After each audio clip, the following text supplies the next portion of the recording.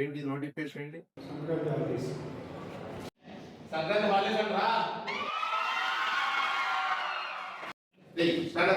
ఏంటి కాలేజ్ వెళ్తున్నావా? అర్థమైందా?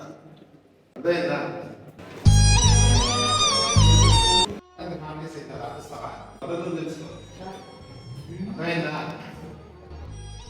నువ్వే ఫస్ట్ మరి ఏం చేద్దాం అంటున్నావు? పండగ పక్కన కలిసేవుగా.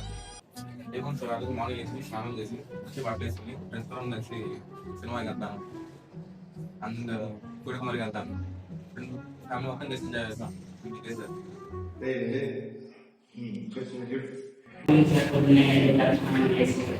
అమ్మాయి ఎక్కడున్నారో తిరుగుతూ ఉంటారు.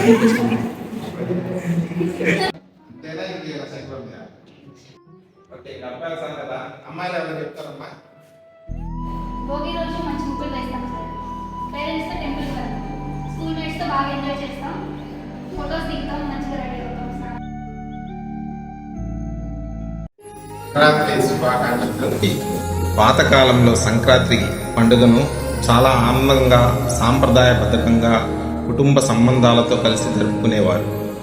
ఆ రోజుల్లో సంక్రాంతి అనేది కేవలం పండగ మాత్రమే కాదు, రైతుల జీవితం, ప్రకృతి పట్ల కృతజ్ఞత, సామాజిక ఐక్యతకు ప్రతీక ఉంటుంది.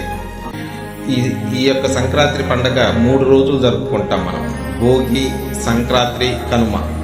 భోగి రోజు తెల్లవారుజామున భోగి మంటలు వెలిగించి పాత వస్తువులను కాల్చి కొత్త జీవితం ప్రారంభిస్తామనే భావన ఉండేది. అలాగే పిల్లలందరూ కలిసి భోగి మంటల చుట్టూ కూర్చొని పాటలు పాడుతాం.